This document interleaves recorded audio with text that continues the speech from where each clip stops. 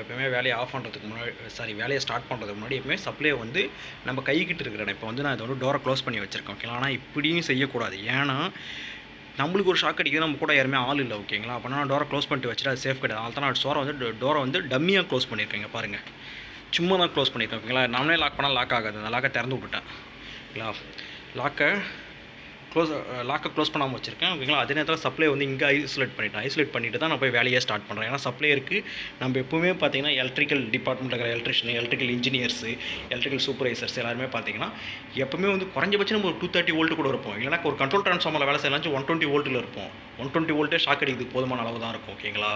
நம்ம பாடி 30 மில்லியாம்ஸ்க்கு மேலே போனாலே உடனடி இதய நிறுத்தம், இல்லை ரத்த ஓட்ட நிறுத்தம், நரம்பு மண்டலம் பாதிக்கப்படுறது இதெல்லாம் நிகழும் ஓகேங்களா. இதே நிறுத்தம் நின்றாலே உடனே சோலி முடிஞ்சுது. அதனால் எப்போவுமே வேலை செய்யும்போது சப்ளை முடிஞ்ச அளவுக்கு ஐசோலேட் பண்ணிட்டு செய்ய ட்ரை பண்ணுங்கள். இப்போ இந்த ரூமோட சப்ளை ஃபுல்லாக நான் ஐசோலேட் பண்ண முடியுது. பட் என்னன்னா அந்த ஒரு பாயிண்ட்டுக்கு போகிற சப்ளை மட்டும் நான் ஐசோலேட் பண்ணிட்டேங்க சுவிட்ச் ஆஃப் பண்ணி.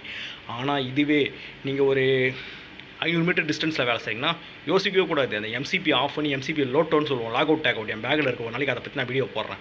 லோட் அவுட் பண்ணிவிட்டு அதுக்கப்புறம் நீங்கள் மேலே ஏறி வேலை செய்யுங்க. அந்த ஃபால்ட்டை பாருங்கள்.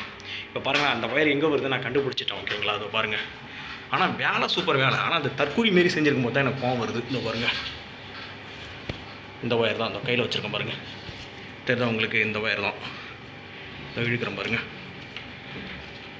எஸ்எம்பிஎஸ்ல தான் இருக்குது. எஸ்எம்பிஎஸ்சில் இருக்குது. ஆனால் ஃபேஸ் என்ன பண்ணியிருக்காங்கன்னா அந்த கான்டாக்டில் படுற மாரி பட்டு கொடுத்துருக்காங்க ஓகேங்களா. அந்தமாரி எப்போவுமே பண்ணாதீங்க. பண்ணிங்கன்னா நாளைக்கு இதில் ஃபால்ட்டு பார்க்கும்போது யாருக்குன்னா எதனா நேரிட்டால் நாம் வந்து பொறுப்பாக மாட்டோம். இல்லைனா எப்படி சொல்கிறதுனா யாரோ ஒருத்தவங்க இந்த சின்ன ஃபால்ட்டு நினச்சி விட்ருவாங்க.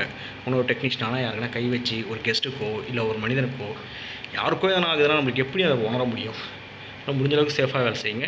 நம்ம சேஃபாக வேலை செய்யறது இல்லாமல் மற்றவங்களும் நம்ம வேலையை பார்த்து சேஃபாக இருக்கணும். இந்த ஒயரை ஃபுல்லாக நான் எடுத்துடுறேன். எடுத்துகிட்டு உங்களுக்கு காட்டுறேன் நண்பர்களே.